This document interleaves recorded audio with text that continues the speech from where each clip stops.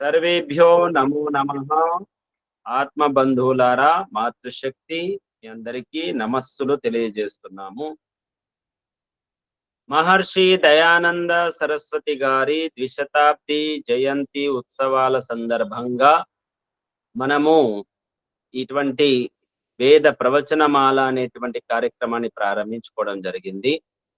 మహర్షి దయానంద సరస్వతి గారు రచించినటువంటి గ్రంథాలలో ఆర్యాభివినయం అనేటువంటి గ్రంథము, అందులో ఉన్నటువంటి మంత్రాల యొక్క సారాంశాన్ని, అర్థాన్ని తెలుసుకోవడానికి ప్రయత్నం చేస్తున్నాము.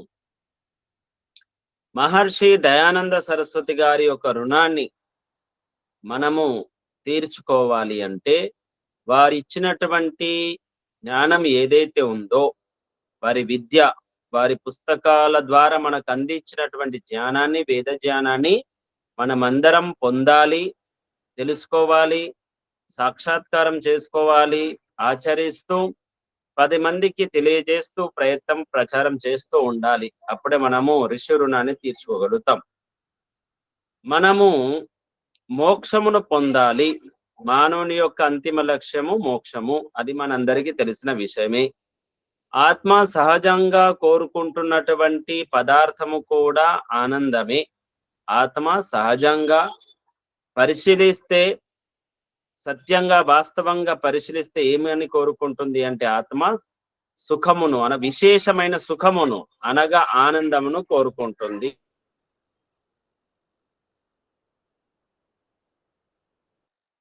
కాబట్టి మనము అందరము కూడా ఈ విషయాన్ని తెలుసుకొని అంతిమ లక్ష్యము అనగా అత్యున్నతమైనటువంటి స్థితి పొందాలి అంటే దానికి తగిన విధంగా మనం అందరం ప్రయత్నం.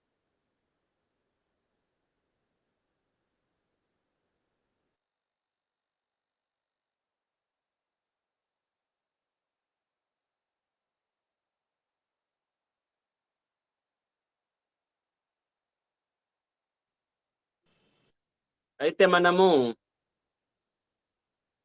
ముందు సామాన్యమైనటువంటి స్థితిని పొందాలి.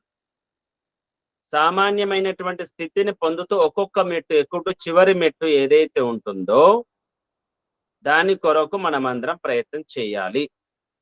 అయితే ముందుగా మహర్షి దయానంద సరస్వతి గారు రచించినటువంటి గ్రంథాలను మనం తప్పకుండా స్వాధ్యాయం చేయాలి.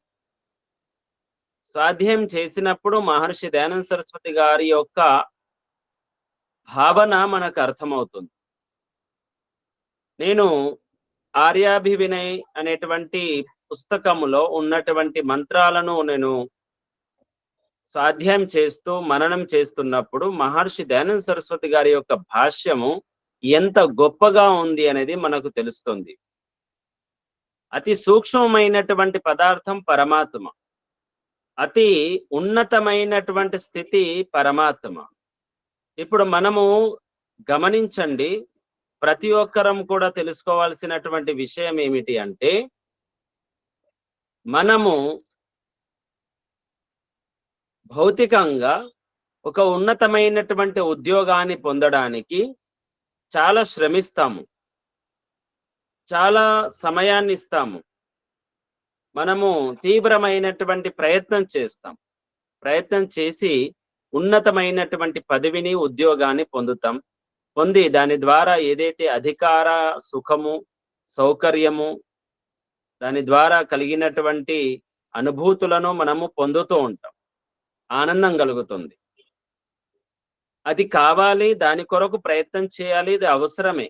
ఆర్య చక్రవర్తి రాజ్యం అనగా ప్రపంచానికే రాజుగా, విశ్వానికే రాజుగా అయ్యేటువంటి సామర్థ్యం ఆత్మకుంది.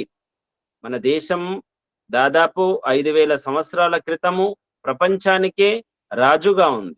ఆర్య చక్రవర్తి రాజులు, మన రాజులు, సమ్రాట్లు. అటువంటి స్థితిని మనం పొందినా కూడా దానికన్నా అత్యున్నతమైనటువంటి స్థితి మోక్షం అనగా పరమేశ్వరుని యొక్క రాష్ట్రపతి పదవి. మరి దానిని పొందడానికి మనము ఏవైతే పద్ధతులను పాటించాలో అది తప్పనిసరిగా ప్రతి ఒక్కరూ పాటించవలసిందే. అందుకే ప్రతినిత్యము చేయవలసినటువంటి నియమాలు మహర్షి దయానంద సరస్వతి గారు మనకు శాస్త్రానుసారంగా తెలియజేశారు. పంచమహాయజ్ఞాలను ఆచరించడము, అలాగే యోగాభ్యాసము, యోగ సాధనను చేస్తూ ఉండడము, అందులో స్వాధ్యాయం ఏదైతే ఉందో అది తప్పనిసరిగా చేయవలసిందే. అనగా ప్రశాంతంగా కూర్చొని ఏకాంత స్థితిలో ఒక మంత్రాన్ని మనము తప్పకుండా అర్థసహితంగా తెలుసుకోవడానికి గంట సమయం ఇవ్వాలి. ఋషయో మంత్రద్రష్టార అన్నారు. అనగా మంత్రాల యొక్క వాస్తవమైనటువంటి సంపూర్ణ అర్థాన్ని దర్శింపజేసుకున్నటువంటి వారు. దర్శనం అంటే వైజ్ఞానికులు, సైంటిస్టులు ఏ విధంగా అయితే ఒక విషయాన్ని కనుగొనడానికి ఎంత సమయాన్ని కేటాయిస్తారో మన అందరికీ తెలుసు. ఒక ఆవిష్కరణ, ఒక విషయాన్ని తెలుసుకోవడానికి విజ్ఞానపూర్వకంగా, ప్రమాణయుక్తంగా, ప్రూఫ్ తో సహా సైంటిఫిక్ గా తెలుసుకోవడానికి చాలా శ్రమిస్తారు. ఏకాంతంలో ఉంటారు. ప్రపంచానికి దూరంగా అన్నిటిని వదిలిపెట్టేసి పూర్తి అందులోనే మునిగి తేలుతుంటారు. అప్పుడు వారికి ఆ విషయం సంపూర్ణంగా బోధపడుతుంది. వైజ్ఞానికులు అదే విధంగా మహావైజ్ఞానికులు, ఋషులు, మహర్షులు.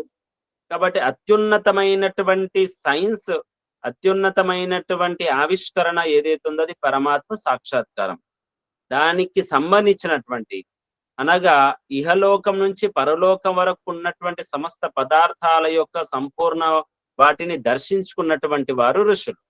మరి మనము వారి అనుయాయులం కాబట్టి మనం ఒక్కొక్క మంత్రాన్ని ప్రతినిత్యం ఒక గంట సేపు కూర్చొని స్వాధ్యాయం అనగా చింతన మననం చేయడం. ఒకటే మంత్రాన్ని తీసుకోవాలి. ఆ మంత్రం, ఈ మంత్రం ఇందులో ఉన్నటువంటి పదం ఏమిటి, ఎందుకొరకు అక్కడ పెట్టడం జరిగింది అనేది మనం స్వాధ్యాయం చేస్తే మనకు అర్థం అవుతుంది. అందుకే దీని కొరకు సంస్కృత వ్యాకరణం కొంత అవసరం ఉంటుంది. అయినా మనం మననం చేయడం ఆగిపోకూడదు. ఎందుకంటే ఇది మన మాతృభాష. ప్రతి ఆత్మకు శాశ్వతమైన తల్లి పరమాత్మ కాబట్టి పరమాత్మ భాష ప్రతి ఆత్మకు ఉన్నటువంటి మాతృభాష అది సంస్కృతమే. మననం చేస్తే, లోతుకి దిగితే, పరమాత్మ సన్నిధిలోకి చేరినప్పుడు అప్పుడు ఈ భాషనే మనకు ఉపయోగపడుతుంది. అయితే సామాన్యమైనటువంటి పద్ధతులు ఏవైతే ఉన్నాయో, అనగా పంచమహాయజ్ఞాలను ఆచరించడం అనేది, ఆ పంచమహాయజ్ఞాలు ఆచరించడము ప్రతి గృహస్థునికి, అలాగే మిగతా వారందరికీ కూడా అవసరమైనటువంటి ఆశ్రమాలు ఉన్నటువంటి వారికి తగిన విధంగా ఉండాలి. అందులో ప్రముఖంగా బ్రహ్మయజ్ఞం అనేది తప్పనిసరిగా ప్రతి ఒక్కరు చేయవలసి. అవన్నీ మంత్రాలు సంస్కృతంలో ఉన్నాయి, దేవభాషలో ఉన్నాయి. కాబట్టి ప్రతి ఒక్కరం కూడా దాని అర్థం తెలుసుకోవడానికి ప్రయత్నం చేద్దాం. మనం గత వారంలో షన్నో మిత్ర సంవరుణ అనేటువంటి మంత్రము, అలాగే ఋగ్వేదం యొక్క మొట్టమొదటి మంత్రము అగ్నిమీలే పురోహితం అనేటువంటి మంత్రం గురించి తెలుసుకున్నాం. అది సాక్షాత్కారం కొరకు ప్రయత్నం చేయాలి. ఇక ఆర్యాభివినయంలో ఉన్నటువంటి మూడవ మంత్రం ఏమిటి అంటే, అగ్నినారయిమశ్నవత్ కోశమేవ దివే దివే యశసం వీరవత్తమం. ఈ మంత్రాన్ని మననం చేస్తున్నప్పుడు చాలా విషయాలు మనకు బోధపడతాయి. ప్రతి మంత్రము ఓం అంటాము, పరమేశ్వరుడు కాబట్టి పరమేశ్వరుని యొక్క వాణి కాబట్టి పరమేశ్వరుని మనము ముందుగా స్మరించుకోవడం ఓంకారంతో చేస్తాం. తర్వాత అగ్నినా రయిమశ్నవత్ కోశమేవ దివే దివే యశసం వీరవత్తమం. మహర్షి దయానంద సరస్వతి గారి యొక్క భాష్యము, వారి అర్థము, మంత్రార్థము అనేది చాలా ప్రత్యేకంగా ఉంటుంది. అది పరమాత్మను దృష్టిలో ఉంచుకొనే ఉంటుంది. ఈ ఆర్యాభివినయం అనేటువంటి గ్రంథము ప్రారంభంలో భూమిక రూపంలో వారు చెబుతారు, మనకు తెలియజేస్తుంటారు. ఏమిటి అంటే, ఒక్కొక్క మంత్రానికి 3 అర్థాలు ఉంటాయి. ఒకటి రూఢార్థము, యోగ రూఢము, యౌగికం. ప్రధానంగా ఇందులో 2 అర్థాలు ఉంటాయి. లౌకికంలో 3, కానీ వైదికంలో 2. ఏమిటి అంటే, వ్యవహారానికి సంబంధించింది ఒకటి, తర్వాత అనగా సృష్టికి సంబంధించింది ఒకటి, పరమాత్మకు సంబంధించింది ఒకటి. అయితే ప్రతి మంత్రం కూడా సృష్టికి సంబంధించింది, తర్వాత పరమాత్మకు సంబంధించింది ఉంటుంది. కాబట్టి ఈ ఆర్యాభివినయం అనేటువంటి గ్రంథంలో పరమాత్మ అర్థాన్ని, పరమాత్మ స్తుతి కొరకు, ఉపాసన కొరకు ఈ మంత్రార్థాన్ని వారు రచించడం జరిగింది. ఏమిటి అది? అగ్నినా రయిమశ్నవత్ కోశమేవ దివే దివే యశసం వీరవత్తమం. ఇక్కడ అగ్నినా అనగా తృతీయ విభక్తి ఏకవచనంలో ఉంది. అగ్ని అన్నప్పుడు వెంటనే మనకు ఏమి గుర్తుకొస్తుంది అంటే మంట అని గుర్తుకొస్తుంది. అగ్ని అంటే జ్వాలలు, ఏదైతే మనం ఫైర్ అంటామో అక్కడ మనకు కనిపించేది ప్రతి ఒక్కరికి సామాన్యంగా లోకంలో కనిపించేది అగ్ని. అంటే అగ్ని అనగా ఒక భౌతిక పరమైనటువంటి ఆకారంతో యుక్తమైన ప్రకాశంగా వెలుతురుతో ఉన్నటువంటి ఆ పదార్థం అగ్ని అని మనకు గుర్తుకొస్తూ ఉంటుంది. కానీ మహర్షి దయానంద సరస్వతి గారు ఏమన్నారు, ప్రతి మంత్రానికి లౌకికము వైదికము రెండు అర్థాలు ఉంటే అందులో వైదిక అర్థము పరమాత్మకు సంబంధించినటువంటి అర్థము ఈ గ్రంథంలో ఉంది అని చెప్పినప్పుడు అగ్నినా అన్నప్పుడు మనకు వెంటనే మన స్మరణలోకి స్మృతిలోకి ఏమి రావాలి అంటే అగ్ని అంటే ఏ విధంగానైతే జడము ఉదాహరణగా అగ్ని మండుతూ ఉంటుంది, వెలుగుతూ ఉంటుంది, ప్రకాశాన్ని ఇస్తూ ఉంటుంది, చీకటిని దూరం చేస్తుంది అనేటువంటి ఏదైతే మనకు కనిపిస్తూ ఉంటుందో నిరాకార స్వరూపుడైనటువంటి పరమేశ్వరుడు అగ్ని స్వరూపుడు. అనగేమిటి, ప్రకాశ స్వరూపుడు, జ్ఞాన స్వరూపుడు, విజ్ఞాన స్వరూపుడు అనే అర్థం వస్తుంది. మనము ఈ ప్రపంచంలో ఏదైతే నేర్చుకుంటున్నామో, జ్ఞానాన్ని పొందుతున్నామో, 10 మందికి తెలియజేస్తున్నామో, ఆ జ్ఞానం ద్వారా మనం ఆనందపడుతున్నాము. ఎందుకంటే ఇతర మానవుల కన్నా గొప్పగా మనం నేర్చుకొని వారికి బోధిస్తున్నప్పుడు ఒక రకమైనటువంటి ఆనందం మనకు కలుగుతుంది. ప్రజల ద్వారా మనకు ఒక ప్రశంసలు లభిస్తుంటాయి, ఒక స్థానం లభిస్తూ ఉంటుంది. అంటే అది పరమాత్మ యొక్క కృప వల్లనే లభిస్తూ ఉంటుంది. అయితే ఇక్కడ మనము ఆ జ్ఞానాన్ని తెలుసుకోవడం పరమాత్మ ద్వారా కాబట్టి పరమాత్మ విజ్ఞాన స్వరూపుడు. మనకు విజ్ఞానాన్ని జ్ఞానాన్ని ఇచ్చేది, లోపల నుంచి మనకు ప్రేరణ కలిగించేది పరమేశ్వరుడే. కాబట్టి జ్ఞాన స్వరూపుడుగా అగ్ని స్వరూపుడుగా మన లోపల వెలుగుతూనే ఉన్నాడు. పరమాత్మ సనాతనుడు అనేది మనం ఇంతకుముందు తెలుసుకున్నాం. పరమాత్మ ఏకరసుడు అనేది ఇంతకుముందు మనం తెలుసుకున్నాం. ఆనంద స్వరూపుడు. పరమాత్మలో హెచ్చు తగ్గులు ఉండవు, ఎప్పటికీ ఒకేలాగానే ఉంటాడు. సనాతనము అంటే ఎక్కువ తక్కువ లేకుండా ఎప్పటికీ ఒకే విధంగా అన్ని కాలాల్లో. కాలము కూడా అది మనకు మాత్రమే కాలం, పరమాత్మకు ఎటువంటి కాలము లేదు. పరమాత్మ అకాలుడు. పరమాత్మ అకాలుడు కాబట్టి పరమాత్మకు సంబంధించిన కాలం, భూతము, భవిష్యత్ అనేది ఏమి లేదు. అంతా ఒకటే, ఏకరసుడు, సనాతనుడు, ఏకంగా సమానంగా ఉండేటువంటి వాడు. కాబట్టి అంతటా వ్యాపించి ఉన్నటువంటి వారికి పదార్థానికి దిశలు ఉండవు, కాలం ఉండదు. ఏకదేశి, ఒక స్థానంలో స్థానంలో ఉన్నటువంటి పదార్థానికి మాత్రమే వెనుక ముందు ఉంటుంది, దిశలు ఉంటాయి. కానీ అంతటా వ్యాపించున్నటువంటి పదార్థానికి దిశలు గాని కాలం గాని ఉండడానికి వీల్లేదు. కాబట్టి పరమాత్మ అకాలుడు. అకాలుడైనటువంటి పరమాత్మ అన్ని వస్తువులలో, అన్ని పదార్థాలలో, అన్ని అణువులలో ఉన్నాడు. అన్ని అణువులలో ఉంటూ వాటిని ప్రేరేపిస్తున్నాడు, తింపుతూ ఉన్నాడు. సూర్యగ్రహంలో కావచ్చు, చంద్ర నక్షత్రం, అన్ని రకాల గ్రహాల్లో, నక్షత్రాల్లో, అలాగే ప్రాణులలో, వస్తువులలో అన్నిట్లో పరమాత్మ ఉన్నాడు. అయితే ఆ పరమాత్మ మనలో కూడా ఉన్నాడు, అగ్ని స్వరూపుడై ఉన్నాడు. అటువంటి పరమాత్మను అగ్నినా రయిం అష్ణవత్, ఆ పరమాత్మను స్తుతించాలి.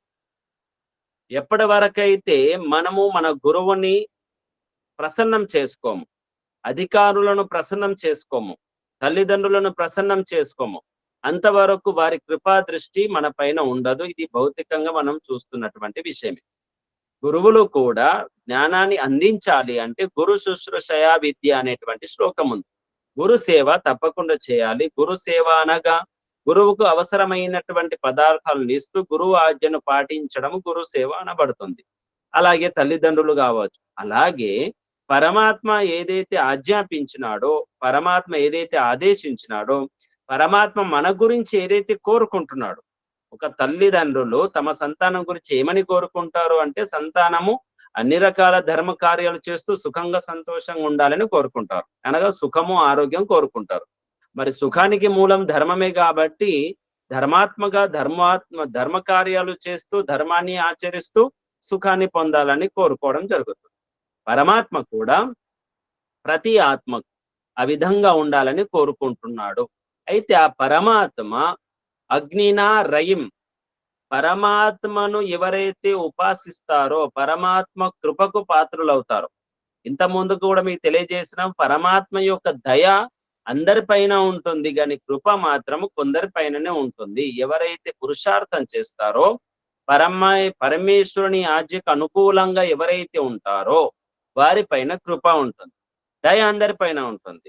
ఇప్పుడు ఉదాహరణగా సామాన్యంగా తల్లిదండ్రుల యొక్క దయ పిల్లలందరి పైన ఉంటుంది. భోజన సమయంలో అందరికి సమానంగా భోజనం పంచిపెట్టడం అవన్నీ కూడా జరుగుతూ ఉంటుంది. అందరూ తింటారు. అందులో ఆ పిల్లవాడిలో ఒక పిల్లవాడు ధర్మాత్మగా ఉంటాడు, మంచి కార్యాలు చేస్తాడు, బుద్ధిగా ఉంటాడు, సంస్కారవంతంగా ఉంటాడు. ఇంకో పిల్లవాడు అటువంటి కుసంస్కారాలు ఉంటే చెప్పినటువంటి మాట వినడు. అయినా కూడా భోజనము వడ్డించేటప్పుడు సమానంగా వడ్డిస్తుంది. కానీ ఏదైనా బాధ్యతలు అప్పచెప్పాలనుకున్నప్పుడు భవిష్యత్తులో తమ కార్యాలను ముందుకు తీసుకెళ్లడానికి తమ రాజ్యం కావచ్చు, ఇల్లు కావచ్చు, అధికారం కావచ్చు ఇవ్వాలనుకున్నప్పుడు యోగ్యుడైనటువంటి కొడుకుకే ఇవ్వడం జరుగుతుంది. శిష్యుడికే ఇవ్వడం జరుగుతుంది. రాజకుమారుడికే యోగ్యుడైనటువంటి వాడికి ఇవ్వడం జరుగుతుంది. దీని పేరు కృప అంటారు. పరమేశ్వరుని యొక్క కృప ఉన్నటువంటి వారికి మాత్రమే మోక్షం లభిస్తుంది. అంటే ఆ కృప కూడా ఎలా? పరమేశ్వరుని ప్రసన్నం చేసుకోవాలి. పరమేశ్వరుని ఎలా ప్రసన్నం చేసుకోగలుగుతాము? ఎవరైతే పరమేశ్వరుని ఆజ్ఞకు అనుకూలంగా ఉంటారో, పంచమహాయజ్ఞాలు ఆచరిస్తుంటారో, యోగ సాధన చేస్తుంటారో, ధర్మ కార్యాలు చేస్తుంటారో, ఈర్ష్యద్వేషాలకు దూరంగా ఉంటారో, ఈ విధంగా సాధన చేస్తుంటారో, ధ్యానం చేస్తుంటారో అటువంటి వారిపైన పరమేశ్వరుని యొక్క కృప ఉంటుంది. అలా పరమేశ్వరుని యొక్క కృప ఉన్నటువంటి వారే పరమేశ్వరుణ్ణి స్తుతించగలుగుతారు, ఉపాసించగలుగుతారు. మహర్షి దయానంద సరస్వతి గారి శ్రద్ధానందుని యొక్క ఘట్టం మనందరికీ తెలుసు. శ్రద్ధానందుడు తమకున్నటువంటి ప్రశ్నలకు సందేహాల నివృత్తి కొరకు ప్రయత్నం చేస్తుంటారు. పరమేశ్వరుని గురించి కూడా అడుగుతుంటారు. పరమేశ్వరుని పట్ల పరమేశ్వరుని యొక్క స్వరూపం ఏమిటి, పరమేశ్వరుని యొక్క గుణకర్మ స్వభావాలు ఏమిటి అనేది ప్రశ్నిస్తున్నప్పుడు మహర్షి దయానంద సరస్వతి గారు వాటికి అన్నిటికీ సమాధానం చెబుతూ ఉంటాడు. తర్క బుద్ధితోనే అన్నిటికీ సమాధానం చేస్తారు. కానీ చివరగా శ్రద్ధానందుడు అన్ని ప్రశ్నలకు సమాధానం పొందుతాడు. పొంది మౌనంగా అయిపోతాడు. ఇక ఇలాంటి ప్రశ్నలు లేవు, నిరుత్తరుడు అవుతాడు. ఆ తర్వాత అంటుంటాడు, మీరు చెప్పినటువంటి దాని అన్నిటికీ సమాధానం నాకు లభించినట్టు అనిపిస్తుంది, కానీ భగవంతుని పైన ఇంకా నాకు విశ్వాసం, నమ్మకం కలగడం లేదు. భగవంతుని పైన నమ్మకం కలగాలి. భగవంతుని స్వరూపం గురించి ప్రశ్నల ద్వారా తెలుసుకున్నాను, కానీ నాకు నమ్మకం కలగలేదు, మీరు చెప్పింది నాకు కలిగించలేకపోయారు అన్నప్పుడు మహర్షి దయానంద సరస్వతి గారు ఏమన్నారు? నేను మీకు పరమేశ్వరుడి మీద నమ్మకం కలిగిస్తానని నేను చెప్పలేదు, ప్రతిజ్ఞ చేయలేదు, కాబట్టి అది నేను నెరవేర్చలేను. రెండవది, పరమేశ్వరుని పట్ల కృప, పరమేశ్వరుని పట్ల విశ్వాసం కలిగించడానికి నేను ఎత్తటి వాడిని. పరమేశ్వరుని మీద విశ్వాస నమ్మకం కలగాలి అంటే అది పరమేశ్వరుని కృప ఉంటేనే నమ్మకం కలుగుతుంది. ఆ విధంగా ఆచరించు, సాధన చెయ్యు, అప్పుడు పరమేశ్వరుని కృప లభిస్తుంది. అదే విధంగా పరమేశ్వరుని కృప ఉన్నటువంటి వారు, పరమేశ్వరుని స్తుతించినటువంటి వారు అగ్నిన, ఆ పరమేశ్వరుని ద్వారా, తృతీయ విభక్తి ఏకవచనం, ఆ పరమేశ్వరుని ద్వారా రయిం, రయిం అంటే ధనము, అనగా అన్ని రకాల ధనాలు, అందులో ఆరోగ్యం వస్తుంది, అందులో విజ్ఞానం వస్తుంది, అందులో విద్య వస్తుంది, అందులో సువర్ణాది వజ్ర వైఢూర్యాలు వస్తాయి, అందులో రాజ్యం వస్తుంది. ఇవన్నీ కలిపి రయిం అన్నారు. అందుకరకి మనము అగ్నేనయ సుపధారాయ అస్మాన్ అనే దాంట్లో వయం శ్యామ పతయో రయీనాం, ఏదైతే మనం ప్రజాపతినత్వదేతాన్యన్యు అనేటువంటి మంత్రం ఉంటుందో ఈశ్వర స్తుతి ప్రార్థనోపాసన మంత్రాలలో, ఆ మంత్రాలు చివరిలో ఏమిటి? వయం శ్యామ పతయో రయీనాం, మనమందరము అన్ని రకాల ధనాలకు పతులము, స్వాములం కావాలి అనేటి ఆ వాక్యం యొక్క అర్థం.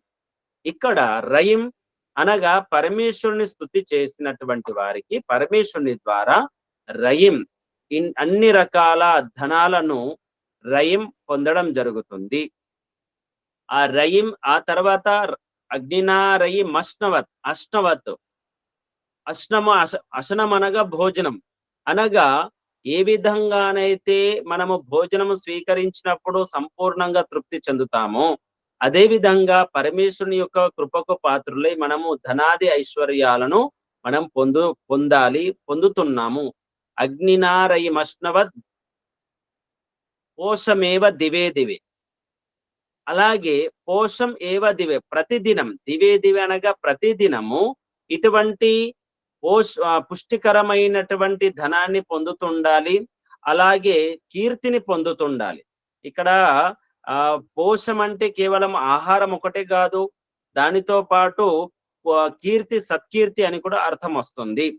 దాని తర్వాత వస్తుంది యశసం వీరవత్తమం, అనగా మనం అందరము కూడా అటువంటి ధనము ద్వారా పుష్టికరమైనటువంటి ఆహారాది పదార్థాలను సేవిస్తూ మన ఆరోగ్యాన్ని కాపాడుకుంటూ ధర్మ కార్యాలు చేస్తూ పరమేశ్వరుని ఉపాసన చేస్తూ ఉండాలి అనేటువంటి అర్థం వస్తుంది. ఏ విధంగానైతే త్ర్యంబకం యజామహే సుగంధిం పుష్టివర్ధనం, అన్ని రకాల పుష్టికరమైనటువంటి పదార్థాలను ఇచ్చేటువంటి ఓ పరమాత్మ, అనగా సృష్టిలో ఉన్నటువంటి ఏవైతే పదార్థాలు ఉన్నాయో ఆ పదార్థాలు ప్రతి మానవుడికి ప్రతి ప్రాణికి ఆరోగ్యాన్ని ఇచ్చేటువంటి శక్తిని ఇచ్చేటువంటి పదార్థాలు. ఈ పదార్థాలను ఈ మధ్య కాలంలో ఆధునిక కాలం వాటిని సేవించక ఏవేవో మానవ ద్వారా కల్తీతో యుక్తమైనటువంటి స్వార్థపూరితమైనటువంటి ఆహార పదార్థాలు తినడం ద్వారా బుద్ధి పూర్తిగా భ్రష్టం అవుతుంది. ధర్మానికి విరుద్ధంగా ఆచరిస్తూనే ఉన్నారు. ఇక్కడ ఈ మంత్రం ఏమని చెప్తుంది అంటే, పరమేశ్వరుని ద్వారా ఏవైతే పుష్టికరమైనటువంటి పదార్థాలు సృష్టిలో ఉత్పన్నమై ఉన్నాయో వాటిని తెలుసుకొని అటువంటి పుష్టికరమైనటువంటి పదార్థాలను సేవించడానికి ప్రయత్నం చేయాలి. ఇక్కడ మనం గుర్తుపెట్టుకోవాల్సిన విషయం ఏమిటి అంటే, మంత్రం చిన్నదే కానీ దాని విస్తారం చాలా ఉంటుంది. ఇక్కడ మనము భగవంతుని ఉపాసన చేయాలి. మరి ఉపాసన చేయాలి, భగవంతుని ధ్యానం చేయాలి అంటే, మరి ధ్యానం చేయాలి అంటే మనస్సు ఏకాగ్రం కావాలి. మనస్సు ఏకాగ్రం కావాలి అంటే మరి మనసుకు సంబంధించినటువంటి ఏకాగ్రత ఏ విధంగా వస్తుంది అనగా, మనం ఆయుర్వేదంలోకి వెళ్ళినట్టయితే యథా అన్నం తథా మనః, ఎటువంటి ఆహారాన్ని స్వీకరిస్తామో, ఎటువంటి ఆహార వ్యవహారాన్ని మనం చేస్తుంటామో అటు ఆ విధంగా మనసు నిర్మాణం అవుతుంది. కాబట్టి మన ఆహారము వ్యవహారము సరిగ్గా ఉండాలి, సాత్వికంగా ఉండాలి. ప్రాకృతికంగా ఉన్నప్పుడే మనస్సు సాత్వికత సత్వస్థితిలో ఉంటుంది, ఏకాగ్ర చిత్తంగా ఉంటుంది. ఏకాగ్రత స్థితిలో ఉన్నప్పుడు మనస్సు స్థిరం అవుతుంది. మనసు స్థిరమైనప్పుడు ఆ స్థిరమైనటువంటి మనస్సు ద్వారా మనము పరమేశ్వరుని యొక్క ధ్యానం చేయగలుగుతాము. గుర్తుపెట్టుకోండి, మనము అందరం కూడా ఆత్మస్వరూపులం. ఇది తప్పనిసరిగా మనందరికీ గుర్తుండాలి. నేను ఆత్మను, నా యొక్క లక్ష్యము పరమాత్మ ప్రాప్తి తప్ప మిగతాది ఏమీ లేదు. ఆ పరమాత్మను పొందడానికి ఏవైతే ఈ సాధనాలు ఉన్నాయో, ఏమిటి? శరీరంతో యుక్తమైనటువంటి జడచేతన సాధనాలు, తల్లి, తండ్రి, భార్య, పిల్లలు, బంధువులు, ఇవన్నీ కూడా చేతన సాధనాలు, తర్వాత జడ సాధనాలు. ఇవన్నీ కేవలం సాధనాలు మాత్రమే. అందుకొరకే చివరికి పుట్టినప్పటి నుంచి మొదలుకొని చివరి వరకు, మరణం వరకు మనం ఎన్ని రకాల బంధాలను పెంచుకుంటామో చివరికి వాటన్నిటి కూడా తెంచుకొని వెళ్ళవలసిందే. ఆ వెళ్ళిపోయినప్పుడు శరీరాన్ని వదిలిపెట్టినప్పుడు మనము ఏ స్థితిలో ఉంటామో, ఎవరి రక్షణలో ఉంటామో, ఎవరి ఆశ్రయంలో ఉంటామో అదే శాశ్వతమైనటువంటిది, మిగతాది శాశ్వతమైనది కాదు. ఎందుకంటే ఈ జన్మలో ఈ పదార్థాలను, ఈ బంధాలను, ఈ బంధుత్వాలను, ఈ యొక్క సంబంధాలను మనము పొందినాము. కానీ వచ్చే జన్మలో కర్మానుసారంగా ఏ శరీరంలోనైతే ఉంటామో ఆ శరీరంతో ఉన్నటువంటి సంబంధయుక్తం అవుతాము. కాబట్టి అక్కడ ఉన్నటువంటి బంధాలు, బంధుత్వాలు, సంబంధాలు వేరు. మరి వీటన్నిటిని కల్పిస్తున్నటువంటి ఏదైతే పద్ధతి ఉందో, శక్తి ఉందో, ఆ శక్తితో ఉన్న సంబంధమే శాశ్వతమైంది. అదే పరమాత్మ సంబంధము. అందుకొరకే మనము పరమాత్మను ప్రతి క్షణము, ప్రతి నిత్యము తప్పనిసరిగా మనము ఉపాసించాలి, గుర్తుపెట్టుకోవాలి, మనలో ఉంచుకోవాలి. హే పరమాత్మ, నీ ద్వారానే నేను రక్షింపబడుతున్నాను, సుఖాన్ని అనుభవిస్తున్నాను, ఈ సమస్త కార్యాలు, ధర్మ కార్యాలు చేయగలుగుతున్నాను, ఐశ్వర్యాన్ని, ధనాన్ని, సత్కీర్తిని పొందుతున్నాను అంటే దానికి కారణం నీవే, నీవు మాత్రమే. కాబట్టి నీవు ఇచ్చినటువంటి శక్తితోనే నేను ఇవన్నీ చేయగలుగుతున్నాను అని వెంటనే మనకు స్మరణలోకి వచ్చినప్పుడు మన అభిమానము, మన ఘమండతనము, మన యొక్క స్వార్థము అనేది దూరం అవుతుంది. మనలో ఉన్నటువంటి ఈర్ష్య ద్వేషాలు అవన్నీ కూడా దూరం అవుతాయి. అలా ఇదం నమం అనే భావనతో అయినప్పుడే మనము పరమేశ్వరుని కృపకు పాత్రలు అవ్వగలుగుతాం. ఏ కొద్దిగా ఆ స్థాయికి చేరుకున్నా కూడా, అత్యున్నతమైనటువంటి ధ్యాన స్థితికి చేరుకున్న తర్వాత కూడా మనము ప్రమాద ఆలస్యం చేసినామనుకోండి, మళ్ళీ పైనుంచి కింది పడిపోయే అవకాశం ఉంటుంది. పైకి ఎక్కేటువంటి వారు చాలా జాగ్రత్తగా అడుగులు వేసుకుంటూ వెళ్లాల్సి ఉంటుంది. పడిపోవడం ఎంతసేపు కాదు, అజాగ్రత్త మొదలైందనుకోండి, అజాగ్రత్తగా ఉన్నామనుకోండి, అసావధానంగా ఉన్నామనుకోండి, పైనుంచి కింద పడిపోతాం. అందుకరకే సావధాని హటి దుర్ఘటన ఘటి అని మనం అందరం వింటూ ఉంటాం. ప్రతి ఒక్కరు కూడా అత్యున్నతమైనటువంటి స్థానానికి చేరుకోవాలనుకున్న వ్యక్తి సామాన్యమైన వ్యక్తుల వ్యవహారంతోని పోల్చుకోవడానికి వీల్లేదు. సామాన్య వ్యక్తుల యొక్క ఆహార వ్యవహారాలతో పోల్చుకోవడానికి వీల్లేదు. వారు సామాన్యులు, మనం అసామాన్యులం. కారణం, అసామాన్యమైనటువంటి, అసాధారణమైనటువంటి ఏదైతే పరమేశ్వరుని స్థానం ఉందో, ఆ స్థానాన్ని మనం పొందడానికి ప్రయత్నం చేస్తున్నాం. కాబట్టి చాలా జాగ్రత్తగా మనం యోగ సాధన చేస్తుండాలి. అందుకే ఏ కొద్దిగా కూడా మన లోపల రాగద్వేషాలు రాకుండా చూసుకోవాలి. అందుకే పోషం ఏవ దివే దివే, ప్రతినిత్యము ఇటువంటి పుష్టికరమైనటువంటి పదార్థాలను, ప్రకృతికి అనుకూలమైన పదార్థాలను సేవిస్తున్నప్పుడు మనసు ఏకాగ్రమవుతుంది, స్థిరమవుతుంది. యథా అన్నం తథా మనః. కాబట్టి ఆ రకమైన ఆలోచనలు ఉంటాయి. అప్పుడు పరమాత్మకు సంబంధించినటువంటి ధ్యానం చక్కగా కుదురుతుంది.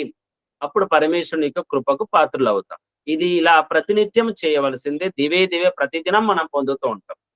అగ్నినా రయిం అశ్నవత్ కోశం ఏవ దివే దివే, మొదటి పంక్తి. అనగా పరమేశ్వరుని ద్వారా మనము రయిని పొందుతున్నాము. అనగా రయి అంటగా ధనము, ధనాది, ఐశ్వర్యాలు, సంపదలు, అన్ని రకాల సంపదలు. భగవంతుని ద్వారా మనము అన్ని రకాల సంపదలను పొందుతున్నాము. అశ్నవత్ కోశమేవ, ఏ విధంగానైతే ఆహార పదార్థాలు తిన్న తర్వాత తృప్తి చెందుతామో ఆ విధంగా పుష్టికరమైనటువంటి సమస్త సృష్టిలో ఉన్నటువంటి పదార్థాలను మనం సేవించాలి. అది ఆహార పదార్థాలు కావచ్చు, మిగతా వాటితో ఉన్నటువంటి సంబంధాలు కావచ్చు. ఇలా ప్రతినిత్యం ఎవరైతే చేస్తారో యశసం వీరవత్తమం, అటువంటి వారు యశసం సత్కీర్తిని పొందుతారు, కీర్తిని పొందుతారు. కీర్తి కాంక్షతోని చేయడం వేరు, మనం చేసినటువంటి సత్కర్మల ద్వారా లభించేటువంటి సత్కీర్తి అనేది వేరు. అలా సత్కీర్తి లభించినప్పుడు వెంటనే మన మనస్సు, మన ఆత్మ మనస్సు ద్వారా ఏమని ఆలోచించాలి అంటే, భగవంతుడా, నీవిచ్చినటువంటి ఏదైతే జ్ఞానం ఉందో, నువ్వు ఏదైతే నన్ను ప్రేరేపించినావో, ఆదేశించినావో, నాకు చెప్పినావో ఆ విధంగా నేను నడుచుకున్నాను కాబట్టి ఈ యశస్సు నాకు లభించింది. కానీ ఈ యశస్సు నీదే. ఏ విధంగానైతే మన మిత్రులు, మన స్నేహితులు, లేదా భార్య లేదా భర్త సపోర్ట్ చేసినప్పుడు, ఒక స్థానానికి చేరుకున్నప్పుడు ఈ క్రెడిట్ అంతా నీదే, నాది కాదు అని మనం తెలియజేస్తుంటాం. సామాన్యంగా వ్యవహారం మనం చూస్తూ ఉంటాం.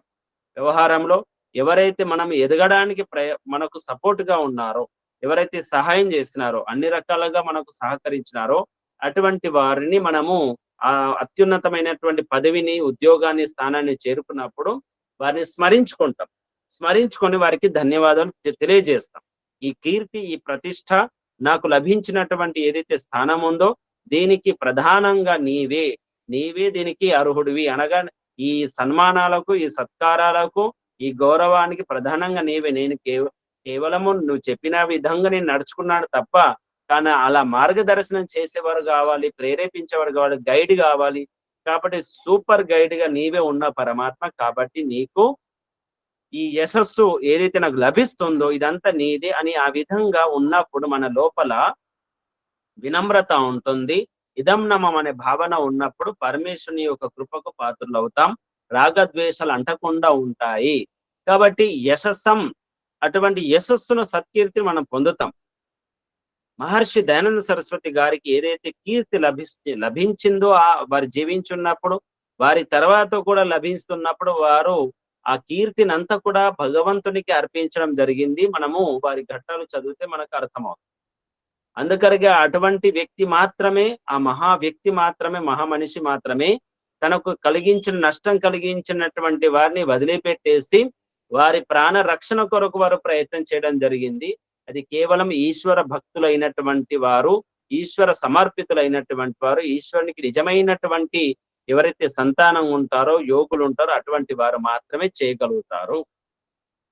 ఆ విధంగా శ్రీరాముడు, శ్రీకృష్ణుడు అక్కడ కూడా దుష్ట సంహారం చేసిన కూడా దాని వెనుకల ఉద్దేశం ఏమిటి అంటే, పరమాత్మ వీరిపైన దయాదృష్టితో ఉండాలి.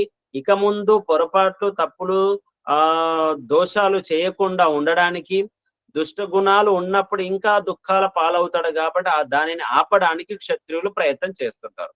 శ్రీరాముడు, శ్రీకృష్ణుడు కూడా శత్రువు నాశనం చేయడం యొక్క ఉద్దేశం అదే. ఇంకా ఎక్కువ దుష్కర్మలు చేశారనుకోండి, ఇంకా దుష్ట ఫలాలను పొందాల్సి ఉంటుంది. అందుకని వారిని ఆపడానికి దండన చాలా అవసరం. అందుకే అక్కడ పరమేశ్వరుని యొక్క పేర్లలో దయాలు అలాగే న్యాయకారి రెండు వస్తున్నాయి.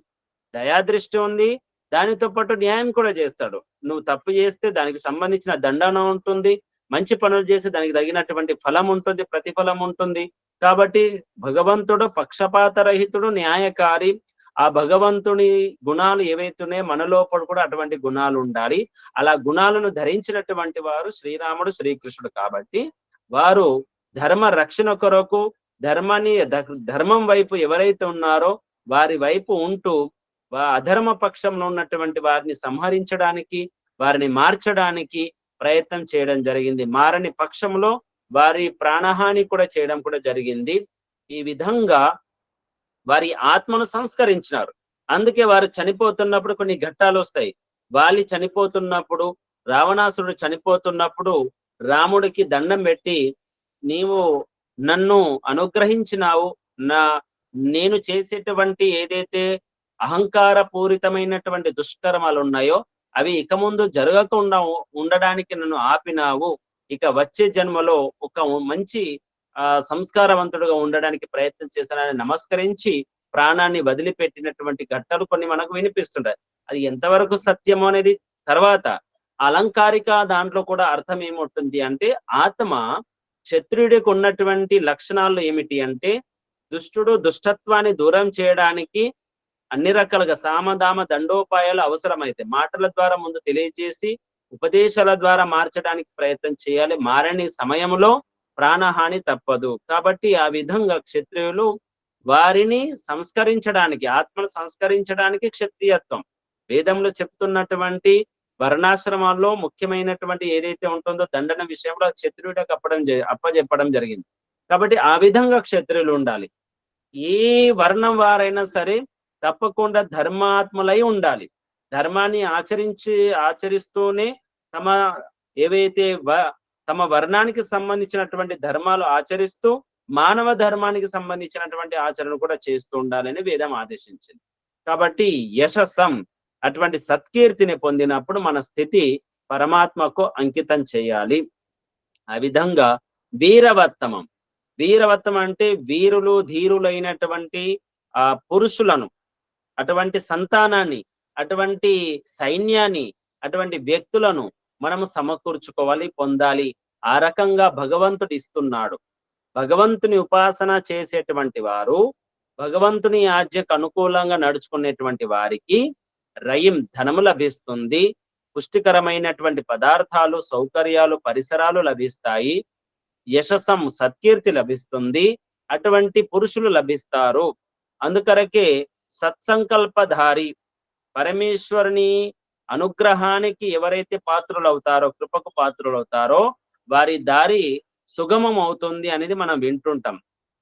ఈ విధంగా మన యశోదానందనుడు అనగా కృష్ణుణ్ణి మోసుకొని వస్తున్నటువంటి వారు, అలా నది కూడా తమ దారిని ఇచ్చిందని మనం వింటుంటాం. అది ఒక అలంకారికం.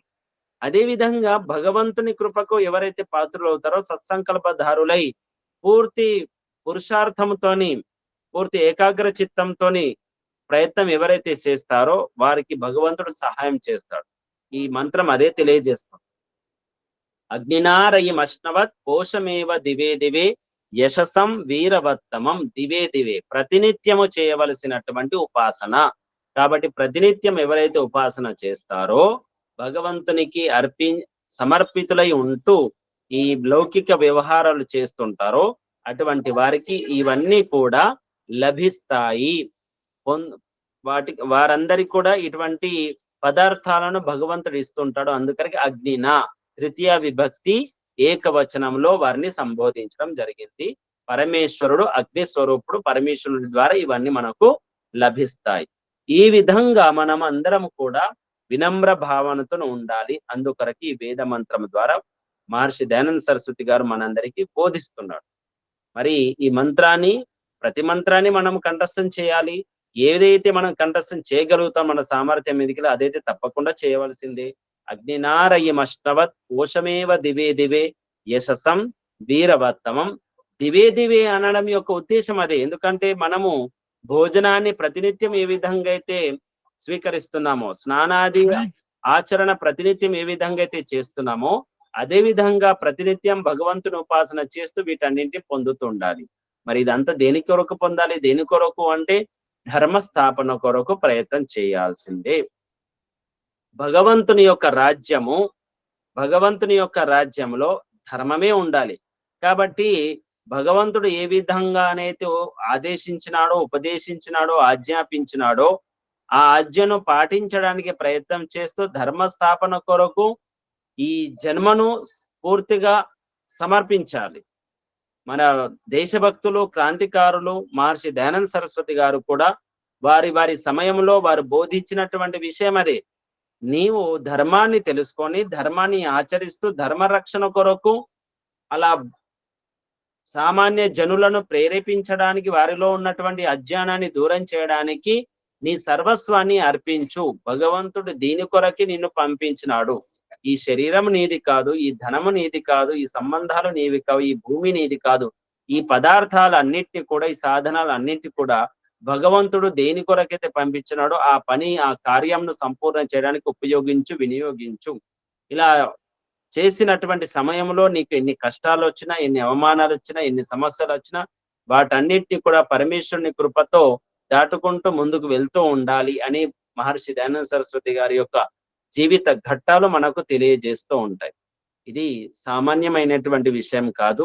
దీన్ని బాగా మనము మననం చింతనం చేస్తే మనకు అర్థమవుతుంది. లౌకిక వ్యవహారాలు వేరు. ఈ లౌకిక వ్యవహారాల కొరకు మాత్రమే అందులోనే ఉంటే అది మానవ జన్మ సఫలం కాదు. దానిని ఒక సాధనంగా మలుచుకొని మనము అందరం కూడా ధర్మ కార్యాలు చేస్తూ పరమ లక్ష్యమైనటువంటి, సాధ్యమైనటువంటి పరమేశ్వరుని పొందాలి. మరి అది ప్రతినిత్యం పొందినప్పుడే చివరి దశలో, మనన సమయములో, దేహత్యాగ సమయంలో పరమేశ్వర ప్రాప్తి కలుగుతుంది. అందుకే తన్మే మనః శివ సంకల్పమస్తు. మనము అందరం కూడా పడుకునే ముందు, ఉదయం లేచినప్పటి నుంచి రాత్రి పడుకునే వరకు మనం చేసినటువంటి కార్యాలను ఒకసారి నిరీక్షించుకోవాలి.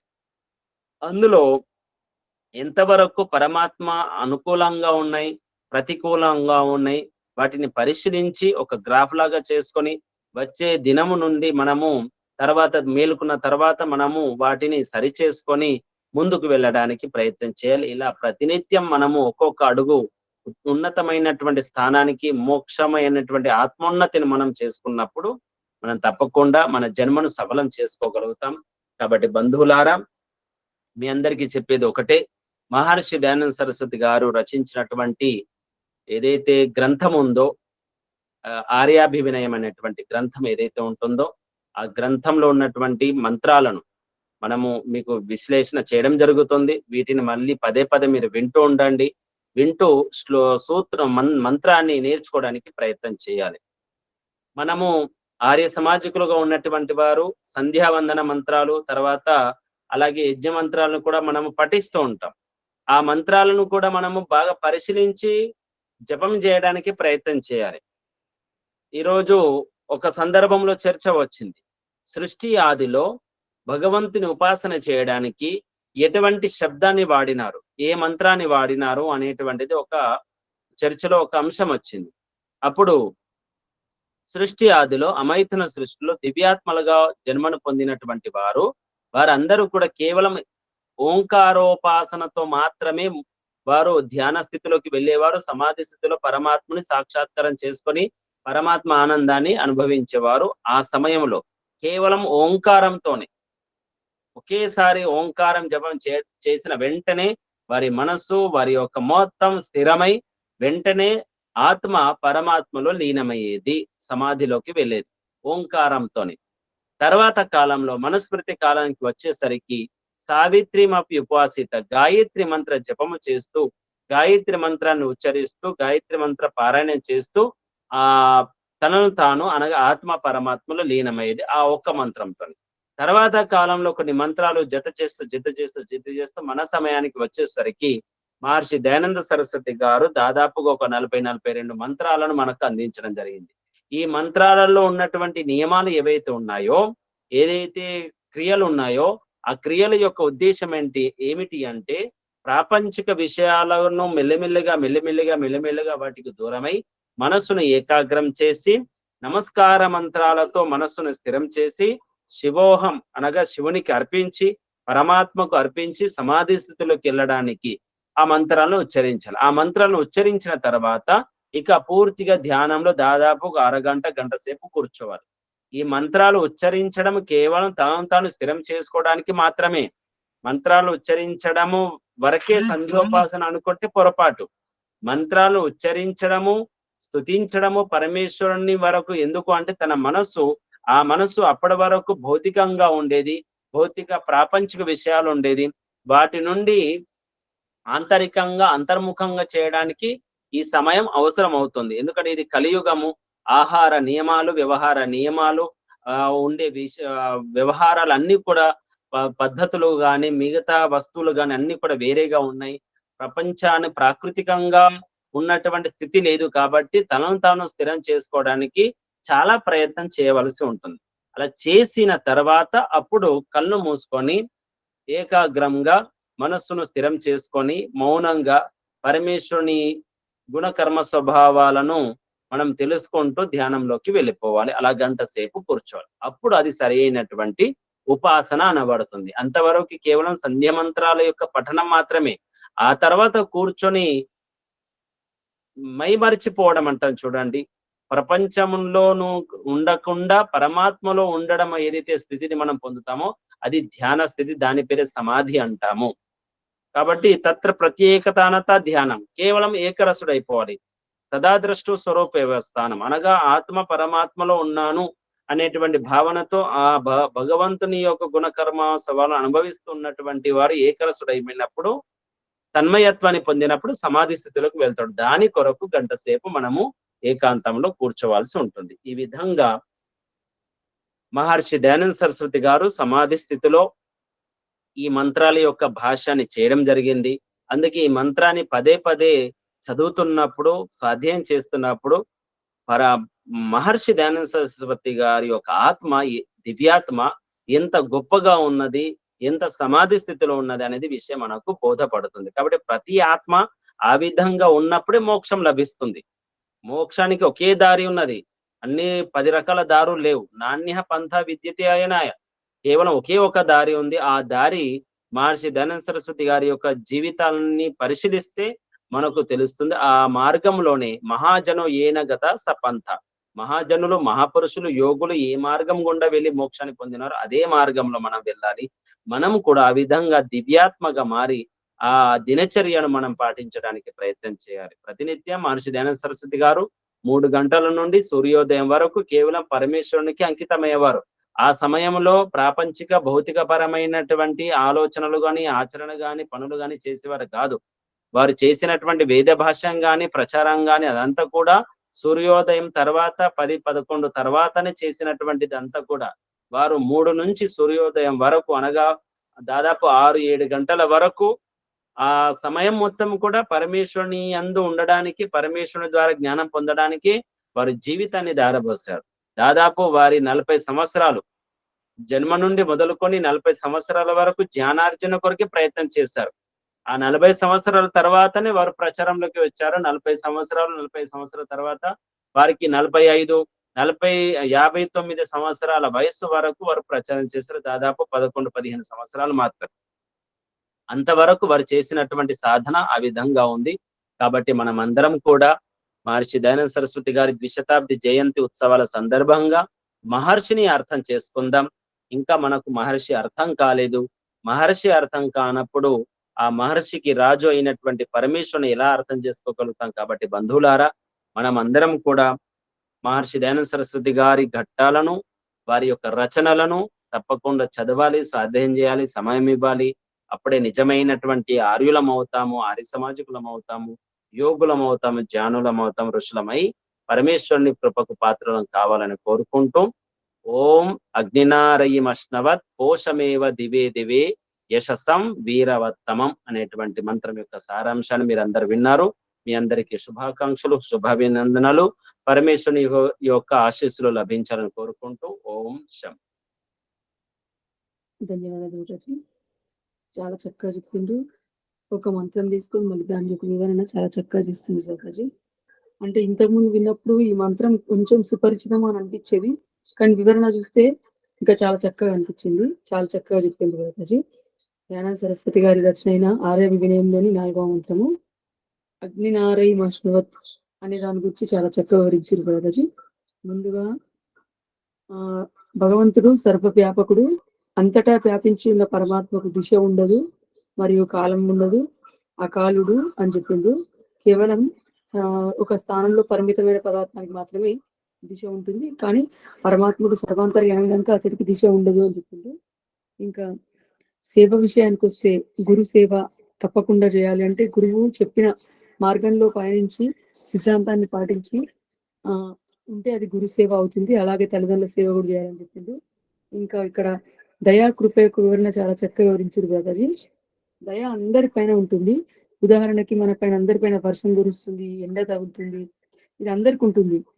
కానీ కృప అనేది మాత్రం పురుషార్థం ఎవరైతే చేస్తారో, ఎవరికైతే అర్హత ఉందో వారిపైన మాత్రమే కృప అనేది ఉంటుంది. ఏ రకంగానైతే తల్లిదండ్రులు తమ సంతానాన్ని సమానంగా చూసినప్పటికీ, వారి వసతులు అన్నిటికీ సమానం ఇచ్చినప్పటికీ, వారి వారసత్వము అనేది మాత్రం వారి ఎవరైతే యోగ్యులు ఉంటారో వారిపైన మాత్రమే కృప ఉంటుంది. వారికి మాత్రమే బాధ్యతలు అప్పచెప్తారు. శిష్యుడు కూడా, తనకు గురువు కూడా ఏ శిష్యుడు అయితే యోగ్యుడు అని అనుకుంటారో, ఎవరైతే పురుషార్థం ఎక్కువ చేస్తారో వారిపైన కృప చూపించి వారికి బాధ్యతలు అప్పచెప్పడం జరుగుతుంది. వారసత్వం అనేది చెప్పిండు. ఇంకా గురుదత్ విద్యార్థి గారి గురించి చెప్తూ, గురుదత్ విద్యార్థి నాకు జ్ఞానం అనేకం లభించింది కానీ పరమాత్మ యొక్క అనుభూతి నేను పొందలేకపోతున్నాను అని దయానంద సరస్వతి గారితో అన్నప్పుడు, భగవంతుని యొక్క కృప నీ పైన ఉన్నప్పుడు మాత్రమే వారి దర్శనం నీకు లభిస్తుంది. దానికి నేనేం చేయలేను, దానికి కావాల్సిన కృషి నువ్వు చేయాలి అని దయానంద సరస్వతి గారు గురుదత్ విద్యార్థితో చెప్పినట్టు సూచించారు. అంటే కృపకు అర్హులం కావాలంటే మనం ఏది చేయాలి అనేది మనకి ఇక్కడ బోధపడుతుంది. ఇంకా భోజనం చేసినప్పుడు మనం రకరకాల పదార్థాలను తిని ఏ రకంగా అయితే తృప్తి పొందుతామో, అదే రకంగా మనము భగవంతుని యొక్క సృష్టి ద్వారా, భగవంతుని ద్వారా కూడా అదే రకంగా తృప్తి పొందుతాం సాధన చేస్తే కూడా చెప్పింది. ఇంకా జీవాత్మ యొక్క లక్ష్యం పరమాత్మ ప్రాప్తి మాత్రమే. ఈ ప్రకృతి, శరీరము, సంతానము ఇవన్నీ పరమాత్మను పొందడానికి కావాల్సిన సాధనాలు మాత్రమే. ఇవన్నీ అశాశ్వతమైనవి, కానీ శాశ్వతమైన పరమాత్మను పొందడానికి సాధనాలు అని చెప్పిండు. కాబట్టి ఒక శక్తి ఏదైతే పరమాత్మ అనే శక్తి ఉందో ఆ శక్తితో మాత్రమే మనం శాశ్వత సంబంధాన్ని ఏర్పరచుకోవాలి అని కూడా చెప్పిండు.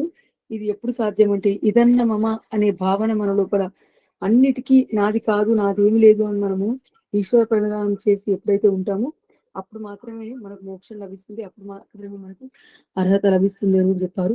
ఈ ప్రయాణంలో ఒకవేళ సావధాని హటి దుర్ఘటన ఘటి అంటే చాలా జాగ్రత్తగా పాకురు బండ పైన మనం నడుస్తుంటే ఎంత జాగ్రత్తగా ఉంటాము, ఆ రకంగా సావధానంగా మన సాధన కొనసాగించాలి. సావధాని హటి దుర్ఘటన ఘటి ఒకవేళ మనం ఏమాత్రం అజాగ్రత్త వహించినా కూడా దుర్ఘటన జరగడానికి అవకాశం ఉంటుందని చెప్పిండ్రు. ఇంకా పరమాత్మ యొక్క లక్షణం వర్ణిస్తూ దయాళువు, న్యాయకారి గురించి కూడా చాలా చక్కగా చెప్పిండ్రు. దయాళువు అంటే అందరిపైన దయ ఉంటుంది దయాళువు, కానీ న్యాయకారి అంటే ఏంటంటే, ఇక్కడ వాలిని, రావణుని శ్రీరాముడు సంహరించడం కూడా ఒక దయ. ఎందుకంటే ఆ రకంగా సంహరించకపోతే వారు చేసే ఇంకా కుకర్మలు ఇంకా పెరిగేవి. కాబట్టి వారు చనిపోయేటప్పుడు కూడా వారి చేతులు జోడించి మాకు ఈ కుకర్మల నుంచి విముక్తి కల్పించామని చెప్పినట్టు చెప్పారు. ఇది ఒక గుణపాఠం లాగా అనిపించింది విధంగా. ఇంకా యశస్సు అనేది ఒక జీవాత్మ ఎంత పొందినా కూడా చివరికి అది పరమాత్మ ద్వారా మాత్రమే సాధ్యమైంది అని మనము ప్రణిధాన భావంతో ఉండాలని చెప్పిండు. ఇంకా దయానంద సరస్వతి గారి యొక్క సాధన గురించి చెప్తూ నిజంగా చాలా ప్రేరణదాయకంగా అనిపించింది. వారు 3:30కు లేచి అనేక గంటలు ధ్యానం చేసి చివరి క్షణం వరకు కూడా పరమాత్మ యొక్క ఆలోచనలోనే ఉండేవారు అని కూడా చెప్పిండు. కాబట్టి నిరంతర అకుంఠిత దీక్ష ఎవరైతే చేస్తారో వారికి మాత్రమే పరమాత్మ యొక్క దర్శనం అనేది లభిస్తుంది అని కూడా చెప్పిండు. మొత్తంగా ఆర్య వినయంలోని అగ్నినారై మష్ణవత్ అనే మంత్రం యొక్క అర్థాన్ని చాలా చక్కగా వివరించింది బ్రదర్. ధన్యవాదాలు మీకు.